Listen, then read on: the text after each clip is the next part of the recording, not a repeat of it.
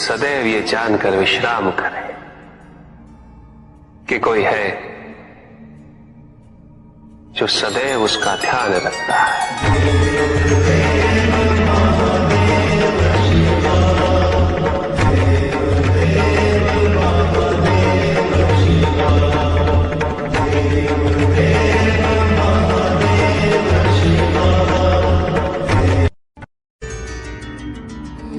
भक्त की भक्ति और उसकी श्रद्धा से प्रसन्न होकर उसके आराध्य उसे दर्शन अवश्य देते, किंतु कब, किस रूप में और किस परिस्थिति में,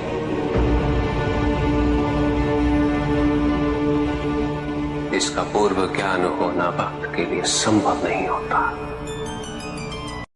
जब जब भक्त भगवान का ध्यान करता है तब तब भगवान भक्त का ध्यान रखते हैं।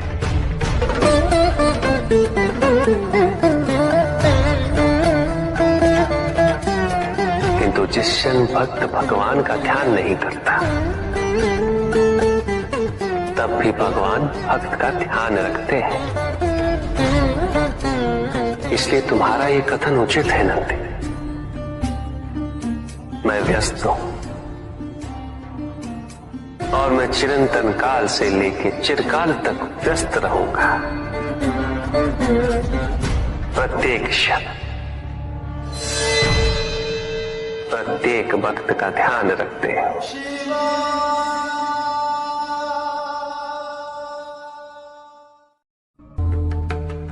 जिसके कारण स्वार्थ, विनाश, क्रूरता, अशांति और भय में वृद्धि हो,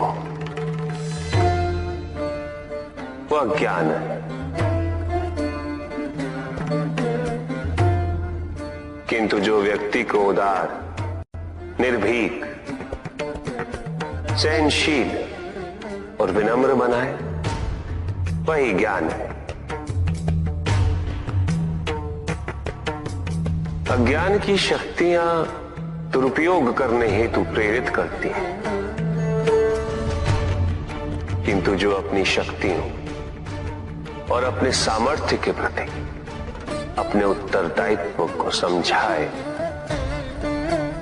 जो न केवल अपने अपितु अपने से पहले संसार के उद्धार हेतु प्रोत्साहित करे, वो ज्ञान है। ज्ञान का मूल उद्देश्य ही परोपकार है, सृजन है। दूसरों की भावनाओं को समझना, उनका आदर करना, यही ज्ञान है। क्योंकि ज्ञान हमें न केवल अपने अपितु दूसरों के दुख और सुख के प्रति भी संवेदनशील बनाता है। किंतु जो दूसरों की भावनाओं का अनादर करे, उसे ज्ञान की श्रेणी में कैसे रखा जा सकता है? अज्ञान के कारण व्यक्ति सांसारिकता में बंधता जाता है, मोह माया में उलझता जाता है। अज्ञान परम सत्य से दूर ले जाने का माध्यम है, किंतु ज्ञान व्यक्ति को परम सत्य की ओर ले जाता है। ज्ञान मुक्तिदायक है, मोक्ष का मार्ग है, और इस मुक्तिदायक ज्ञान का सर्वोच्च रूप है आत्मज्ञान। और यही ज्ञान की पूर्णता भी है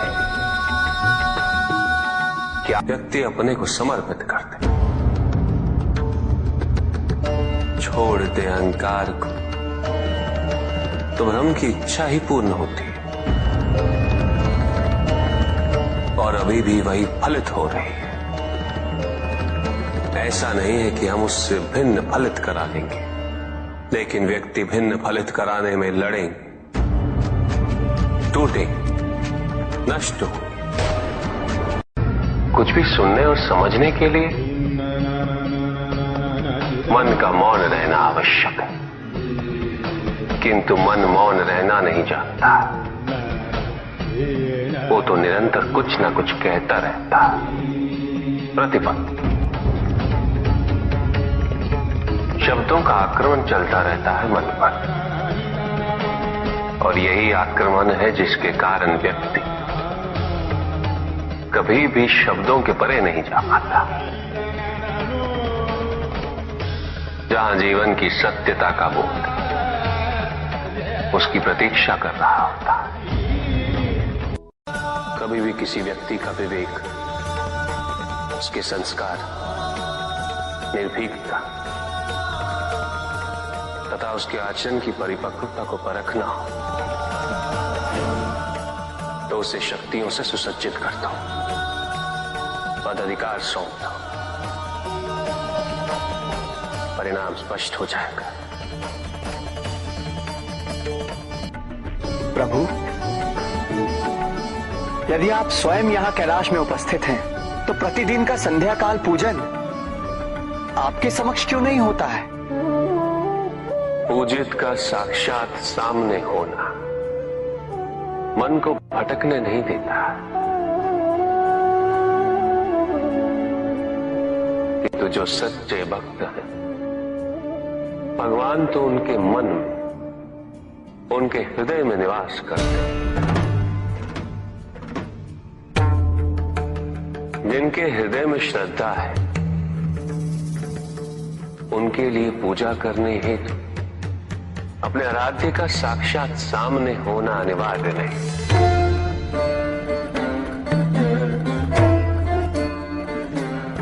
वो तो अपने मन के नेत्रों से प्रतिपल उनके दर्शन पा रहे हैं।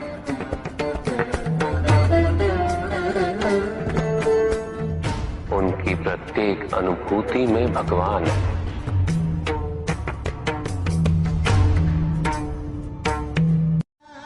सुख आंतरिक होता है, संतोष आंतरिक होता है। उन्हें बाहरी तत्वों से रेखांकित और परिभाषित नहीं किया जा सकता, आकार से नहीं पाया जा सकता। आकार के आधार पर केवल अहंकार ही उत्पन्न होता है, क्योंकि आकार से तुलना करने का संदर्भ प्राप्त हो जाता है। यदि तुम्हारा आकार छोटा है तो तुमसे भी छोटा कोई ना कोई अवश्य होगा, और यदि उसी प्रकार तुम विशाल हो तो तुमसे भी विशाल इस संसार में कोई ना कोई अवश्य होगा। इसीलिए शरीर या आकार की तुलना करना कभी भी शाश्वत सुख का आधार नहीं बन सकता। युद्ध किसी व्यक्ति से नहीं गणेश, मानसिकता से होता। युद्ध में संघर्ष अच्छाई या बुराई का नहीं होता, सभी में अच्छाई है और बुराई भी है पुत्र। युद्ध तो विचारधाराओं का होता है। व्यक्ति अपने पराक्रम पर, अपनी क्षमता पर